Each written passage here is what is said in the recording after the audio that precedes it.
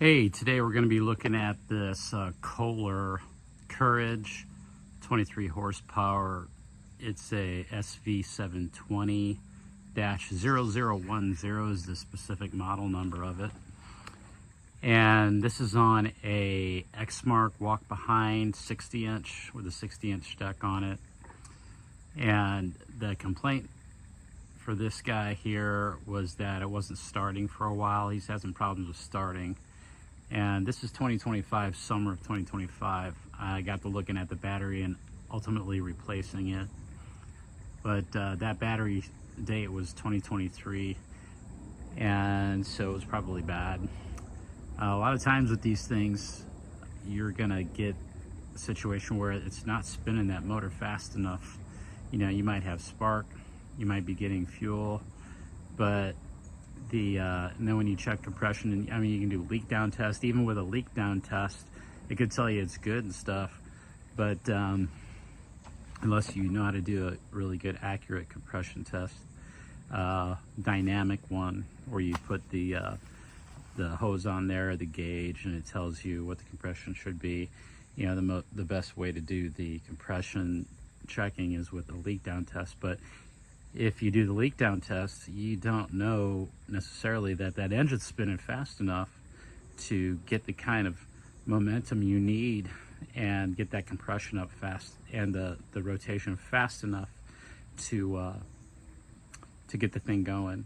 So we ended up, I ended up rebuilding a starter on this thing. These Kohlers, they have 3 generations of starters. He had, I think, the 2nd generation on there. And I think we put the 2nd generation one back on there. After I rebuilt the first one, he said it was doing it again. But the battery charging system is charging, and it kept charging the battery up, and statically you could check the voltage, and you know, it would say it's over 12 volts, but I think when you went to crank it, it wasn't giving it enough juice to really get the thing spinning the way it used to. So it probably had a cell or two going bad inside of there, and ultimately I took it into like an O'Reilly or AutoZone or something, and that's what they said it was. It was a bad battery right away, you know, as soon as they hooked it up. So that might have kept us from doing a lot of things that having to do a lot of things that I did. When people call and they want me to work on their machines, you know, especially the battery start ones, and they're having problems with starting or anything, you know, that's even remotely electrical, I just tell them, hey, you know, before I come over, you could do yourself a big favor. It's gonna save you a lot of money if I have to do it. Just take your battery out. It's 2 little bolts, 2 little nuts. If you can take it out, usually these are so easy to remove. And just take it to an AutoZone, take it to an O'Reilly, take it to an Advanced Auto Parts, and just have them test it. And since they sell batteries there, I just ask them to charge it, and then I come and pick it up the next day. And when I go to pick it up, they're going to tell me right away if it's a bad battery. But if they try to give it back to me, I'm going to have them test it right there after they have charged it fully. And if they don't tell me anything, because they sell batteries, man, they want to tell you probably right away that, you know, you got a bad battery. Even if you don't, I wouldn't put it past them. It's not totally ethical, but hey, they're selling batteries, so they do free charging. And if they're honest, you know, they're going to tell you if it's bad or not for real, and then you can get a new one.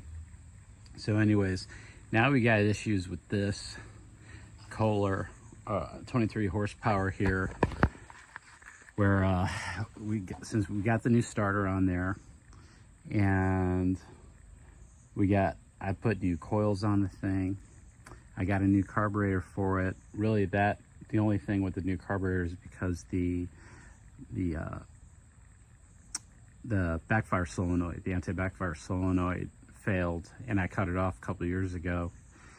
And I instructed the owner here to just make sure to turn off the fuel shut-off valve just in case, you know, so fuel doesn't flow, you know, into the engine freely.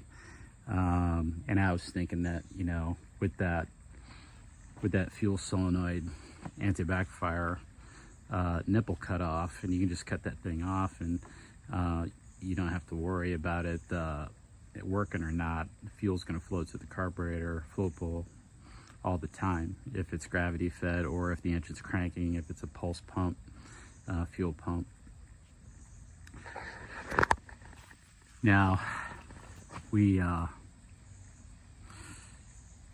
a new carburetor on there. I got an Amazon special on there now, and when I'm engaging, it's kind of hot out here. It's like 85. And low humidity. Shouldn't be sweating, but I'm standing in the sun. So, got a new carburetor on there, and got the coils. I'm not sure exactly how it was performing before all this stuff started happening, but now when I engage the PTO, it tends to die. It wants to die, and that could be because maybe one of the cylinders isn't firing. So that's what I'm going to check today. Getting ready to check that right now, and I'll do that with a needle nose pliers first. So I'll get the where's that motor? I'm going to go ahead and get the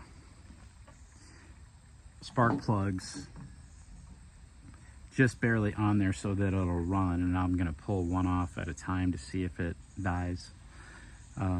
If either side, you know, when I pull it off, if it dies, well, you know, the opposite side is not firing, and so we can do that and check to see.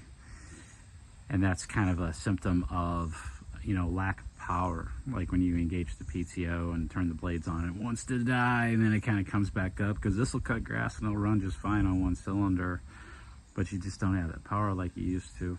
So I'm going to do that, and if that doesn't reveal a problem, I'm going to go ahead and take the shroud cover off right here, and then once I have it running, I'm going to squirt a little carburetor cleaner on the intake manifold, because it may now be sucking gas after having been in and out of this motor, doing the coils, changing, put a new starter on there too, new carburetor, messing around with all that stuff.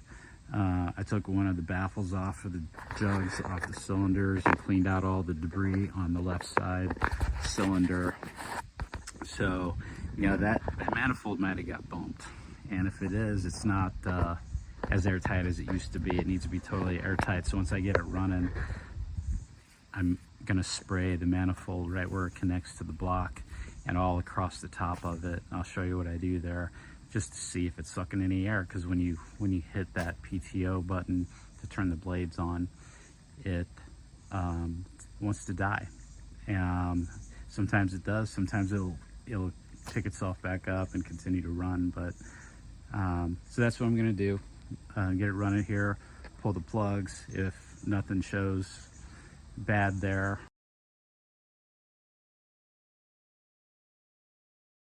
I'm going to go ahead and take the shroud cover off, get up in there with some carburetor cleaner when it's running, spray the manifold down where it connects to the block and all across where the seams are and stuff, and see if I can find any problems there, like I think an air leak could be causing that, you know, lack of power when there's a load demand on the engine. So I'm going to get to it. I'll show you guys what I do.